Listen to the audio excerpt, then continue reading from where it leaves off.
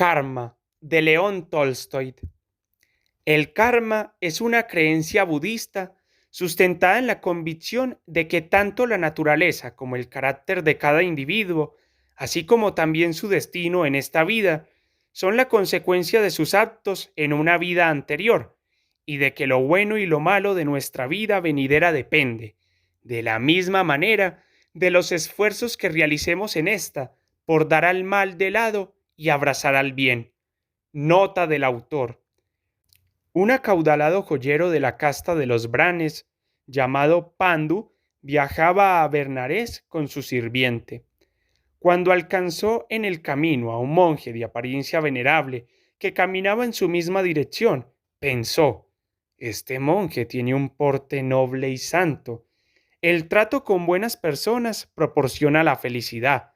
Si también se dirige a Benares, lo invitaré a que me acompañe en el viaje en mi carroza. Inclinándose ante el monje, le preguntó a dónde se dirigía, y al saber que Narada, como el monje se llamaba, también iba a Benares, decidió invitarlo a subir en su carroza. Agradezco su amabilidad, le dijo el monje al brahmán, pues un viaje tan largo me tiene realmente agotado. Como no tengo propiedades, no puedo corresponderle con dinero, pero tal vez pueda ofrecerle cierto tesoro espiritual que pertenece al Dios de la sabiduría que adquirí al seguir las enseñanzas de Sakya Muni, el gran y venerado Buda, el maestro de la humanidad. Continuaron el viaje juntos en la carroza, de manera que Pandu, durante el trayecto a Benares, fue escuchando con gusto las instructivas sentencias que Narada le dio. Pasada una hora, llegaron a un lugar donde el agua había arrasado los dos márgenes del camino y el paso estaba obstruido por la carreta de un labrador, a la que se le había roto una de las ruedas. El dueño de la carreta, de bala, iba camino a Benares para vender su arroz y tenía prisa por llegar allí antes de que amaneciera. Si llegaba más tarde, los compradores de arroz ya habrían abandonado la ciudad después de proveerse de todo el arroz que necesitaban. Cuando el joyero se percató de que no podrían continuar su ruta sin apartar la carreta del labrador, se enfadó y ordenó a su esclavo, Magaduta, que le echara a un lado del camino para que dejase pasar a la carroza. El labrador se opuso, ya que su carro se encontraba muy cerca de un precipicio y podía despeñarse si intentaban moverlo de allí. Pero el brahmán no quiso escuchar al labrador y ordenó a su esclavo que empujara la carreta con todo el arroz que llevaba. Cuando Pandu arrancó para continuar su ruta, el monje se bajó de su carroza y le dijo: perdone, señor, que lo abandone. Le debo agradecer que, honrando su bondad, me invitase a viajar durante una hora en su carroza. Me encontraba agotado cuando me ofreció el asiento, pero ahora, gracias a su amabilidad, ya me siento descansado por completo. Reconociendo a este labrador como la reencarnación de uno de sus antepasados, no se me ocurre mejor manera de corresponderle por su amabilidad que ayudándole ahora a él en su adversidad. El brahmán miró sorprendido al monje. ¿Y dice usted que este labrador es la reencarnación de uno de mis antepasados? No puede ser. Comprendo que desconozca las complicadas y trascendentes conexiones que le unen al destino de este labrador, le respondió el monje. No podemos esperar que un ciego pueda ver, y por eso lamento mucho que se lastime a sí mismo. Voy a protegerlo de las heridas que está dispuesto a infligirse a sí mismo. Nuestro rico comerciante no estaba acostumbrado a que le reprocharan nada. Al sentir que las palabras del monje, pese a que las pronunció con una bondad enorme, en realidad encerraban una gran recriminación, ordenó a su criado que continuara adelante de inmediato. El monje saludó a Devala, el labrador, y le ayudó a reparar su carreta y a recoger el arroz que se había esparcido. Todo fue muy rápido, y Devala pensó: este monje debe ser un hombre santo, pues creo que le asisten espíritus invisibles. Le preguntaré si sabe lo que yo he hecho para merecer ese trato tan cruel del orgulloso Braham. Y le dijo: Honorable señor, ¿podría explicarme el motivo por el que he tenido que sufrir las injusticias de un hombre al que no he hecho nunca nada malo? Y el monje le contestó: Mi querido amigo, usted no ha sufrido injusticia alguna, tan solo ha sufrido en su presente existencia las consecuencias de cuanto usted hizo pasar a ese Brahman en una anterior existencia. Y no creo que me equivoque al decir que, aún ahora, usted le habría hecho al Brahman lo mismo exactamente que él le habría hecho a usted si estuviese en su situación y tuviese a su servicio un sirviente tan robusto. El labrador terminó por reconocer que si hubiese tenido el poder suficiente, no habría sentido ningún resquemor actuando con un hombre que le hubiese obstruido su camino de la misma manera que el Brahman había actuado con él. Pusieron el arroz en el carromato y cuando ambos ya estaban cerca de Benarés y el caballo se encabritó y brincó hacia un lado. ¡Una serpiente! ¡Una serpiente! Gritó el labrador. Pero el monje, tras contemplar con detenimiento lo que había asustado al caballo, bajó de la carreta y vio que se trataba de una bolsa llena de oro. Nadie ha podido perder esta bolsa más que aquel acaudalado joyero, pensó, y, agarrando la bolsa, se le entregó al labrador diciéndole: Coja esta bolsa y, cuando llegue a Benarés, acérquese a la hospedería que le indicaré, pregunte por el Brahman Pandud y entréguesela. Él seguramente se disculpará ante usted por la brusquedad de su comportamiento, y usted debe contestarle que le perdona y deséele éxito en todas sus empresas. Pues créame, cuanto mayores sean sus éxitos, mejor para usted. Su destino depende sobremanera de él. Si Pandu pretende reclamarle una explicación, mándelo al monasterio, donde me encontrará siempre dispuesto a echarle una mano con mis consejos, si es eso lo que necesita. Mientras tanto, Pandu ya había llegado a Benarés y se había reunido con Malmeca, un rico banquero con el que solía hacer negocios. Estoy perdido, le dijo Malmeca, y tendré serios problemas si no compro de inmediato un cargamento del mejor arroz para la cocina del palacio. Un banquero de Benarés, que es competencia mía, al saber que yo había firmado un trato con la corte de palacio, mediante el cual me comprometía a abastecerlo hoy, por la mañana, con un suministro de arroz, y deseoso como está de arruinarme, ha acaparado toda la producción de arroz de Benarés. La corte imperial no me libera de mis obligaciones, y mañana será el día de mi ruina, a no ser que Krishna me envíe un ángel del cielo. Al mismo tiempo que Mamelkat se quejaba de su mala suerte, Pandud se percató de que le faltaba su bolsa. Tras revisar su carroza y no encontrarla, sospechó de su esclavo, Magaduta, por lo que decidió avisar a las autoridades para acusarlo. Tras dar orden de que lo ataran, lo torturó con crueldad para arrancarle una confesión. El esclavo sufría y gritaba: Yo no soy el culpable. Liberadme. No soporto más estas torturas. No soy para nada culpable de este crimen y me hacéis sufrir por los delitos de otros. Oh, si pudiese lograr el perdón de aquel labrador al que, por culpa de mi amo, tanto mal ocasioné. Estas torturas, sin duda alguna, serán una penitencia por mi crueldad. Y mientras los soldados seguían golpeando al esclavo, el labrador llegó a la hospedería y, ante el asombro de todo el mundo, entregó la bolsa de oro. De inmediato pusieron en libertad de las manos de sus torturadores al esclavo, pero éste, enfadado como estaba con su amo, huyó y decidió unirse a una cuadrilla de bandidos que vivía en las montañas. Cuando Malmeca se enteró que el labrador podía venderle arroz de primera calidad, digno manjar de un rey, le compró todo el cargamento sin dudarlo, por el triple de su precio de mercado, mientras Pandú lleno de satisfacción por haber recuperado su dinero, partió enseguida hacia el monasterio para conseguir del monje las aclaraciones que en su momento le había prometido. Yo podría darle una explicación, pero sabiendo que usted no está en condiciones de entender la verdadera naturaleza del espíritu, prefiero guardar silencio. Aún así, le daré un consejo de carácter universal. Trate a todas las personas con las que se encuentre como si se trataría a usted mismo. Sírvalas tal y como le gustaría que le sirvieran a usted. Así sembrará la semilla de las buenas acciones y su rica cosecha nunca le dará de lado.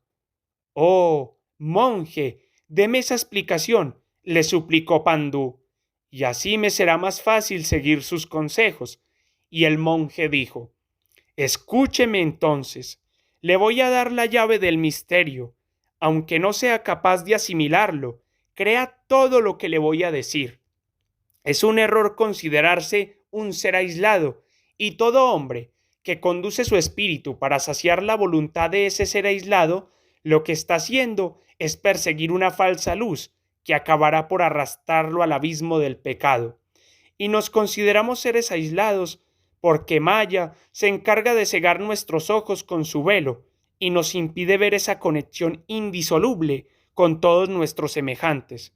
Nos impide apreciar nuestra unión con las almas de otros seres. Muy pocos conocen esta realidad. Que las siguientes palabras se conviertan en su talismán. Todo aquel que hiere al prójimo se hace mal a sí mismo. Todo aquel que ayuda a los demás se hace el bien a sí mismo. Deje de considerarse un ser aislado y encontrará el camino de la verdad.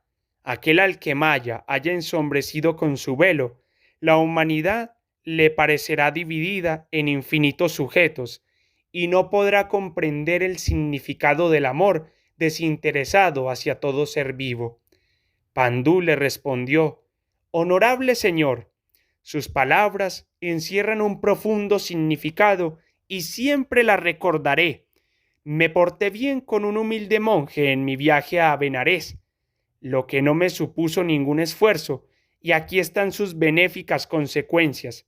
Así es que me siento en deuda con usted porque, en caso contrario, no habría perdido solo mi bolsa de oro, sino que no habría podido llevar en Benarés a buen puerto ciertos negocios que han fortalecido considerablemente mis riquezas. Además, sus cuidados y la llegada del cargamento de arroz contribuyeron también a la prosperidad de mi amigo Malmeca. Si todo el mundo conociera la verdadera naturaleza de sus preceptos, el mundo iría mucho mejor, retrocedería el mal y el bienestar reinaría entre los hombres. Me gustaría que la palabra de Buda fuese comprendida por todo el mundo, y por ello pretendo fundar un monasterio en mi tierra, Colshambi, y le invito a usted a visitarme para que pueda consagrar ese espacio a la hermandad de discípulos de Buda. Transcurrieron los años y el monasterio de Colshamid, que fundó Pandu, se convirtió en un lugar de reunión de los monjes más sabios y empezó a tener renombre como centro de iluminación para el pueblo. Mientras tanto, el rey vecino, que se había informado de la belleza de las joyas que Pandú elaboraba, envió a su tesorero para encargarle una corona de oro puro, elaborada con las piedras preciosas más impresionantes de la India. Cuando Pandú concluyó el trabajo, hizo un viaje a la capital de aquel rey, con una buena cantidad de oro, pues tenía la esperanza de cerrar allí algunos buenos negocios. La caravana que transportaba sus procesiones se encontraba protegida por hombres bien armados, pero, al internarse en las montañas, sufrió el ataque de unos forajidos conducidos por Magaduta, al que habían nombrado su comandante. Asesinaron a los guardias y se apoderaron del oro y de todas las piedras preciosas. Casi ni el propio Pandu llegó a contarlo. Aquel revés le supuso un duro golpe para su bienestar y su fortuna disminuyó considerablemente. A pesar de que Pandu era bastante orgulloso, padeció en silencio aquel revés. Pensaba: he sufrido este daño por todos los pecados que cometí en mi vida anterior. En mi juventud Fui cruel con mi pueblo y ahora que recojo los frutos de mis malos actos, no tengo ningún derecho a lamentarme. Ahora las desdichas le servían como medio de purificar su corazón, pues había llegado a ser mucho más bondadoso con el prójimo. Volvieron a pasar los años, y aconteció que Pantaka, un monje joven, discípulo de Narada que viajaba por las montañas de Kolsambit, cayó en manos de los bandidos. Como no tenía ninguna posesión, el jefe de los bandidos le golpeó con gran brutalidad y le dejó marchar. A la mañana siguiente, cuando atravesaba el bosque, Pantaka escuchó unos ruidos de pelea y al aproximarse al lugar de donde venía el alboroto, pudo ver cómo una multitud de bandidos atacaba furiosamente a su comandante, Magaduta. Como un león acorralado por los perros, Magaduta se intentaba salvar de ellos, dando muerte a muchos de sus atacantes, pero sus enemigos eran demasiados, y al final resultó derrotado, cayendo a tierra medio muerto y lleno de heridas. Una vez que los bandidos se marcharon, el joven monje se aproximó a los que yacían en el suelo con la intención de ayudar a los heridos, pero todos los bandidos estaban ya muertos menos el jefe, en el que se observaban indicios de vida. El monje fue enseguida al riachuelo que corría por allí cerca, trajo agua fresca en una jarra y se la ofreció a beber al moribundo. Magaduta abrió los ojos y, rechinando los dientes, dijo: ¿Dónde están esos perros desagradecidos a los que conduje a la victoria y el éxito en tantas ocasiones? Sin mi ayuda morirían enseguida como chacales acosados por un cazador. Pantaka le dijo: no piense en los compañeros y camaradas de su pecadora vida, piense solo en su alma y aproveche la última oportunidad de salvación que se presenta ante usted. Tome un poco de agua para beber, permítame que le vende las heridas y tal vez consiga salvar su vida. Es inútil, replicó Magaduta. Ya estoy condenado. Esos miserables me han herido de muerte. Infames desagradecidos, me han golpeado con los mismos golpes que yo les enseñé. ¿Ha recogido usted aquello que sembró?, continuó el monje. Si hubiese enseñado a sus compañeros buenas obras, habría recibido también de ellos buenas obras, pero, por el contrario, los educó en el asesinato, y por ello, y resultado de sus propias enseñanzas, ha encontrado la muerte a manos de sus compañeros. Tiene usted razón, respondió el jefe de los bandidos. Me merezco mi destino, pero qué dura resulta mi suerte. Así deberé recoger el fruto de mi mal comportamiento en mis existencias futuras. Enséñame, Santo Padre, ¿qué debo hacer para redimirme de mis pecados en esta vida, que me pesan como una roca apoyada sobre mi pecho? Y Pantaka le dijo: olvídese de sus deseos pecaminosos, acabe con sus bajas pasiones y llene su alma de bondad para todos los seres vivos. El jefe de los bandidos le respondió: he ocasionado mucho mal y nunca he cultivado el bien. ¿Cómo podría deshacerme de ese entramado de penurias que yo mismo he tejido con los terribles deseos de mi corazón? Mi karma me ha arrastrado al infierno y no estaré nunca en condiciones de seguir el camino de la salvación. El monje le dijo entonces: sí, su karma va a recoger en las reencarnaciones futuras los frutos de esas semillas que ha sembrado usted. Aquel que actúa con maldad carece de posibilidades de librarse de las consecuencias de sus malas acciones. Pero no desespere. Cualquier ser que elimine de su alma la idea de la individualidad puede salvarse. Como buen ejemplo de ello, le voy a contar la historia del famoso bandido Kandata, que murió sin conocer arrepentimiento alguno y renació en el infierno como un diablo, sufriendo los martirios más espantosos a consecuencia de sus malas obras. Ya llevaba muchos años en el infierno sin poder liberarse de su penosa situación, cuando Buda hizo su aparición sobre la tierra para alcanzar el bendito grado de la iluminación. En aquel tiempo memorable, en el infierno cayó un rayo de luz que despertó la vida y la esperanza en el corazón de todos los demonios, y nuestro bandido Candata comenzó a gritar con todas sus fuerzas: «Oh, bendito Buda, ten piedad de mí. Estoy sufriendo terriblemente, y aunque es cierto que obré con maldad, ahora deseo caminar por la senda de la justicia. Yo solo no soy capaz de desembarazarme de esta cadena de penurias. Ayúdame, Señor, ten piedad de mí». Así es la ley del karma. Las malas obras nos llevan a la perdición.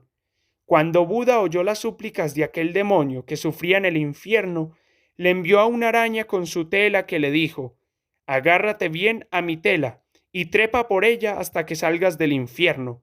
Cuando la araña se perdió de su vista, Candata se agarró a la telaraña y empezó a trepar por ella. Esta era muy resistente y no se rompía, así que subía por ella cada vez más alto. Pero de pronto notó cómo aquel hilo empezaba a temblar y a oscilar, pues otros mártires también habían empezado a escalar tras él. Se asustó, observaba la finura de la telaraña y veía cómo daba de sí poco a poco ante el aumento de su carga. Aún así, la telaraña seguía sosteniéndolo. Candata continuó su ascenso mirando hacia arriba en todo momento hasta que, por un momento, bajó su mirada y pudo comprobar que tras él una multitud innumerable de huéspedes del infierno trepaba por la telaraña. ¿Cómo es capaz este hilo tan fino de resistir el peso de tantas personas?, pensó, y, muerto de miedo, empezó a gritar: «¡Soltad la telaraña! ¡Es solo mía!». Entonces, de repente la telaraña se desgarró y Candata cayó al infierno de nuevo. En Candata aún persistía la idea de la individualidad. No conocía la milagrosa fuerza del verdadero deseo de la ascensión en busca del camino de la justicia. Se trata de un anhelo sutil, como la tela de una araña, pero que sostiene a millones de personas, y cuanta más gente asciende por la telaraña, más fácil le resulta hacerlo a todos y a cada uno de ellos. Pero en el instante en que se apodera del corazón del hombre la idea de que es el dueño de la telaraña, que el bien de la justicia le pertenece solo a él y que nadie podrá apartarle de él, el hilo se rompe y el hombre se precipita hacia su anterior estado de persona aislada. La individualidad en las personas es una verdadera maldición y, por el contrario, su asociación es una verdadera bendición. ¿Qué es el infierno? No es más que el egoísmo, mientras el nirvana es la vida en común. «Permítame que me aferre a esta telaraña», dijo Magaduta, el moribundo jefe de los bandidos, cuando el monje concluyó su relato, «para lograr escapar de la ciénaga del infierno». Magaduta permaneció unos instantes sin decir palabra, reorganizando sus pensamientos para proseguir. «Atiéndame un momento. Voy a confesarme ante usted. Yo fui uno de los sirvientes de Pandú, el joyero de Colshambid. Después de aquello, y como él me había torturado de una manera tan injusta, me escapé de su casa y me convertí en el jefe de los bandidos. Hace unos días supe por mis informadores que él iba a atravesar las montañas, y entonces decidí asaltarlo y quitarle la mayor parte de sus riquezas. Vaya a verlo ahora y dígale que le perdono de todo corazón las humillaciones a las que me sometió tan injustamente y que le suplico su perdón por haberle robado. Mientras vivía a su lado, su corazón era tan duro como una piedra, y de él aprendí a ser egoísta. He oído comentar que ahora se ha vuelto bondadoso y que es reconocido como un modelo de bondad y equidad. No quiero seguir en deuda con él. Por ello, escúcheme. Yo me apropié de la corona de oro que elaboró para aquel rey, así como del resto de tesoros, y los escondí dentro de una cueva. Tan solo 2 de mis hombres conocían el lugar y ambos acaban de morir. Que Pandu coja unos cuantos hombres armados y vaya allí para recuperar los objetos que yo le robé». Magaduta le explicó dónde estaba situada la cueva y entonces murió en los brazos de Pantaka. En cuanto al joven monje Pantaka, regresó a Colscambit, le hizo una visita al joyero para contarle todo lo que le había pasado en el bosque. Pandu se encaminó a la cueva acompañado de hombres armados y recuperó todos los tesoros que el jefe de los bandidos había escondido allí. Después enterraron debidamente al jefe y a sus hombres muertos mientras Pantaka, delante de su tumba, inspirado por las palabras de Buda, dijo: la persona hace el mal y la persona sufre por ello. La persona se aleja del mal y la persona se purifica. La pureza y la impureza pertenecen a la persona. Nadie puede purificar a otro. Tan solo el hombre es dueño de su propio esfuerzo. Los Budas solo son predicadores. Y añadió también el monje: nuestro karma no es obra de Shiva, ni de Brahma, ni de Indra, ni de ningún otro dios. Nuestro karma es siempre la consecuencia de nuestras propias obras. Mi conducta es el vientre que me contiene, es la herencia que me ha tocado, es la maldición por mis malas acciones y la bendición por mi equidad. Mi proceder es el único medio para lograr mi salvación. Pandú llevó a Colscambi de vuelta todos sus tesoros y empleó prudentemente todas sus riquezas, recuperadas tan inesperadamente, y vivió tranquilo y feliz el resto de su vida. Cuando, ya anciano, estaba al borde de la muerte, reunió a todos sus hijos, hijas y nietos a su alrededor y les dijo: queridos hijos, no debéis juzgar a los demás por vuestras desdichas. Buscad la causa de todas vuestras desgracias en vosotros mismos, y si no habéis sido cegados por la soberbia, vais a encontrar esa causa y, cuando la encontréis, sabréis libraros del mal. El antídoto contra vuestras adversidades está en vosotros mismos. Que los ojos de vuestro espíritu no resulten nunca velados por el manto de malla. Recordad estas palabras que han sido un talismán a lo largo de toda mi vida. Aquel que hace sufrir al prójimo se hace mal a sí mismo.